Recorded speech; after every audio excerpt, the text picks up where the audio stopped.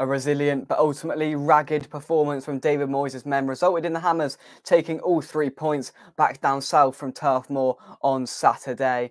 My reaction, my reflection, and my dissection of that game is coming next right here on West Ham Unofficial, as well as talking a little bit about Divine Mubama. Stay tuned, and I'm coming next.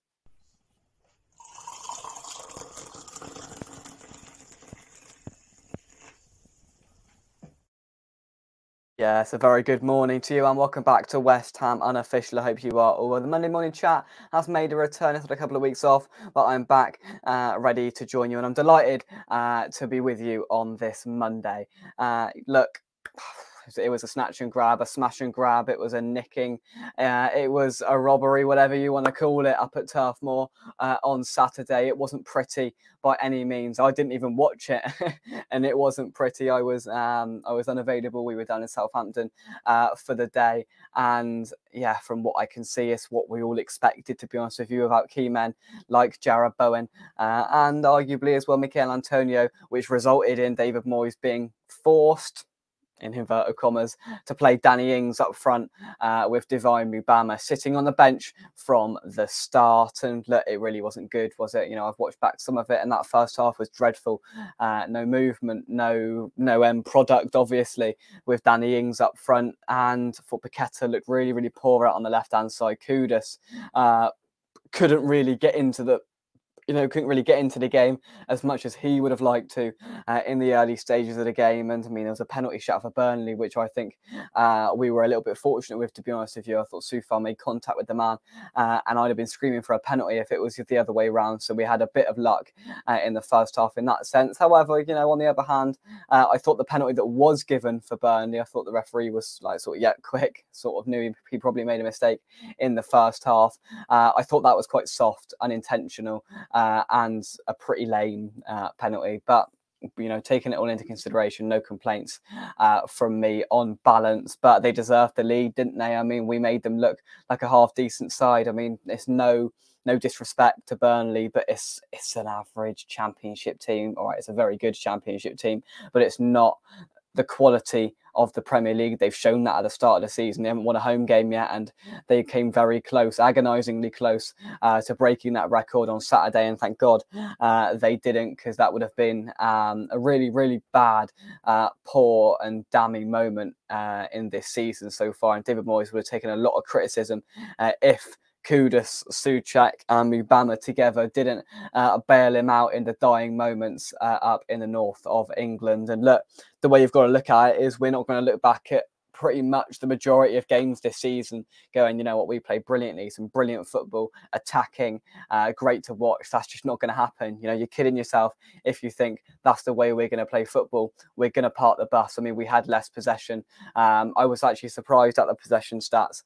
Burnley just about edged possession with 51%. We had the same amount of shots. They had a couple more on target. We had one more corner in the game, but ultimately those stats are irrelevant because we know the way we're going to play football, and it's going to be negative. And I saw, you know, people frustrated about how crap Burnley are, because we made them look good in the first half, and they really aren't a very good team at the moment. The confidence is on the floor.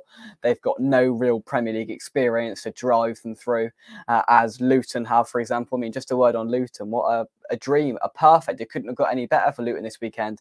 Winning, Sheffield United, Burnley and Everton all losing their games results in Luton forming a bit of a gap between them and the relegation zone now. Even at this stage of the season, it seems like a pivotal moment in that relegation battle, with 4 points now between the relegation zone and Luton Town. We didn't think we'd be saying that at the start of the season, did we? But back to Burnley, I think it was never going to be pretty. I predicted a 1-0 or a 2-1 win. I knew it was going to be tight, but I didn't expect us to be that bad. I mean, we all had our reservations when Danny Ings was announced an hour before kickoff as the only leading central striker, and I mean, we were all proven right once again with that absolute donkey. I mean, if it was me, I'd have left him up there. We've tried him in a 2-man up front. We've tried him in a 1-man up front. We've given him every single tool he needs, in my opinion, in a West Ham shirt. Yes, the way we play isn't a help to probably most strikers in the world, but you've got to do better. You've got to do more than what he does. And people, are saying about Mubama, and yes, the goal wasn't actually given to him in the end, but that goal does not go in if it wasn't for Divine Mubama, because there's no way Danny Ings has the anticipation in his current state of mind, in his current run of form, to make that run and put pressure on the Burnley defender to end up ricocheting it or knocking it in to the corner. So look, top marks to Divine Mubama on that sense. We'll come on to him a little bit later on in the show. But overall, to round off my reflection on the game, it wasn't pretty by any means, but we managed to get the job done. All of a sudden now we're sat ninth. We've got a little bit of a buffer between us and Chelsea, 4 points, in fact, between the two London clubs. And, unfortunately, Manchester United did beat Everton yesterday. But, I mean, Spurs lost. What we now about 6 points off of Spurs. The way you've got to look at it is that at the moment we look quite good. We don't look quite good performance-wise and on the eye, but if you look at that Premier League table, it's looking quite handsome. We're just 6 points off of Spurs currently, who have had an amazing start to the season. Yes, of course, they've inevitably dropped off with the amount of injuries they've had, but we've maintained, the checklist for this weekend was to not get any more injuries, which we didn't do, to win and to maintain our spot in the top half of the table, and we've done all three as far as I'm aware. Look, from what Moyes said pre-match, it doesn't sound like Bowen or Antonio are far off fitness, so hopefully we won't have to see too much more of Danny Ings starting, and hopefully Moyes takes the initiative and the incentive on board and starts Mubama on Thursday. But yeah, we'll get onto that in a second. Overall, not good performance, not great result.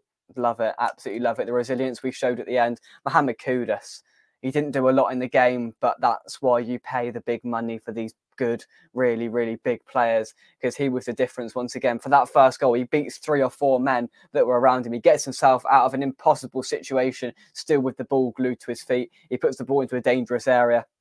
And just like that, we've scored and we've leveled things up. It's 1-1. And again, what a brilliant ball that is over the top, whether he meant it to be that deep and reach Souček, I'm not sure, but that's a brilliant ball straight onto Souček's boot, and a thunderous volley from Big Thomas Souček, who has now levelled the amount of goals Bukayo Saka has scored at the start of this Premier League season. They both have 4 in the league so far in the 12 or 13 games we have played. It's been, it's an excellent position to be in currently on paper. I'll stress that. 9th in the league, quarter-final of the Carabao Cup, top of the Europa League group. It's all looking rosy at the moment, but I will say we've had an element of luck, haven't we? Because we could have easily lost the game against Forest. We could have easily lost that game on Saturday at Turf Moor. That's 6 points that on another day we wouldn't have got. But hindsight, and if buts and maybes, it's done. What's done's done, and we've just got to take the slice of luck that we're currently getting at the moment, because our results, our performances are not good, but we're still getting the results. We are playing really, really poorly, but we're still winning football matches. We've got Palace, who we in the last couple of years have struggled to beat at home in our next game. Then we go away to Tottenham, which is a very difficult game. But if they've still got the amount of injuries and suspensions they currently have, then there is an opportunity there, 100%. Let's keep the points ticking over. Let's keep winning games, whether we're playing crap or well. Look, in the near future, we now look ahead to a trip to Serbia, a trip to Baka Topola to take on them in our penultimate Europa League group campaign, in an opportunity where we should be winning this game. We probably have to win this game to set up a winner-takes-all tie against Freiburg back at the London Stadium on the 14th or 15th of December, I think it is. The winner of that game, if we win on Thursday, will take the top of the group and go straight through to the round of 16, which I think is so beneficial if we can do that, because we do not want to go through no round of 32 Champions League dropout round, because that could be the end of our European campaign. We don't want that. We don't want to be put up against a huge big boy who are going to knock us out. That's not what we want. So, we've still got plenty of priorities.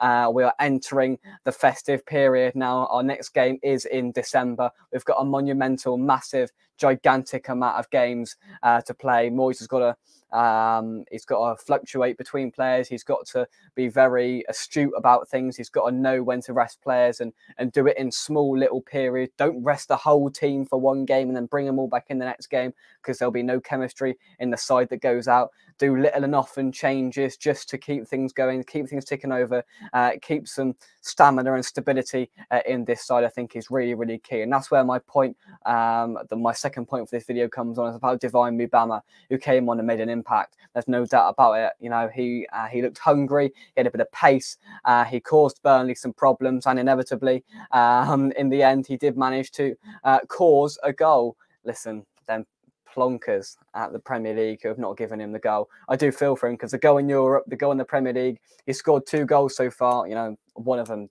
that Europe one, was definitely an own goal. But I do feel for him a little bit, because he's scored 2 goals and they've both been struck off of him for an own goal. So look, I'd start him on Thursday, 100%. I think we can beat Bacca Topola with a second team. That's not me being naive or arrogant. I still think we can do it. And let's take a couple of the big boys over there just in case. You know, we need to take the reinforcements just in case they do surprise us. But start Mubama up front, because we've literally got nothing to lose.